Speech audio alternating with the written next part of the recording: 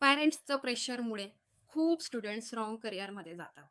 Doctor बन, engineer बन, HR बन, हे सगळं आपण ऐकतो. पण एकदा विचार केलाय का, आपल्या मुलांचा इंटरेस्ट कशात आहे? जर आता मुलांना त्यांच्या आवडीचं करिअर चॉईस नाही करू दिलं, तर पुढे मग त्यांना रिग्रेट होतो या गोष्टीचा.